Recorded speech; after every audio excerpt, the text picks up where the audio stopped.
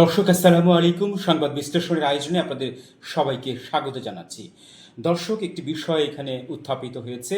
চরমোনায়ের পীর সাহেব সৈয়দ ফয়জুল করিম তিনি জানিয়েছেন, সংসদে 2018 সালে গিয়ে নির্বাচনকে বৈধতা দিয়েছিলেন বিএনপি।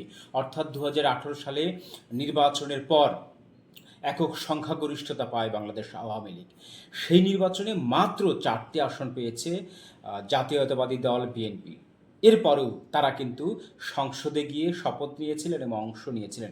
সেই কথাটি চরমোনায়ের পীর সাহেব উল্লেখ করেছেন। ইসলামী আন্দোলন বাংলাদেশের জ্যেষ্ঠ নায়েবে আমির সৈয়দ মোহাম্মদ ফয়জুল করিম বলেছেন, 2018 সালের নির্বাচনের ফলাফল সবাই প্রত্যাখ্যান করলেও বিএনপি সংসদে গিয়ে সেই নির্বাচনকে বৈধতা দিয়েছে। আজ রোববার সন্ধ্যায় রাজশাহী নগরের একটি কমিউনিটি সেন্টারে এক মতবিনিময় সভায় তিনি কথাগুলো বলেন। দলের রাজশাহী মহানগর সভাপতি মাওলানা হুসাইন আহমেদের সভাপতিত্বে এই আলোচনা বক্তব্যে তিনি উত্থাপন করেন।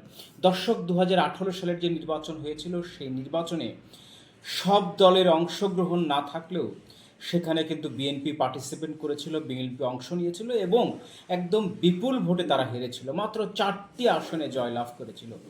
এরপরেও কিন্তু তাদের ভারপ্রাপ্ত চেয়ারম্যান জনাব তারেক রহমানের নির্দেশে সেই সংসদে তারা অংশ নিয়েছিল এবং শপথ নিয়েছিল।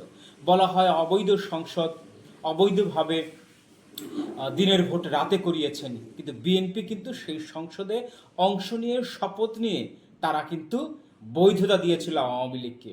তাহলে আপনি কি বলবেন? এত দুর্নাম, এত দ্বিমুখী আচরণ কোনোটাই কিন্তু বিএনপির সাথে যাচ্ছে না। কারণ বিএনপি আওয়ামী লীগের বিপক্ষে কথা বলছে, তাদের সাফাই কিন্তু আবার পেছনে পেছনে গাচ্ছে। কারণ 2018 সালের নির্বাচনকে তারা বৈধতা দিয়েছিল। এটি কিন্তু স্পষ্টতই ফুটে ওঠে। বিএনপির যেমন চরিত্র নেই, ঠিক তেমন আওয়ামী লীগের কোনো চরিত্র ছিল না।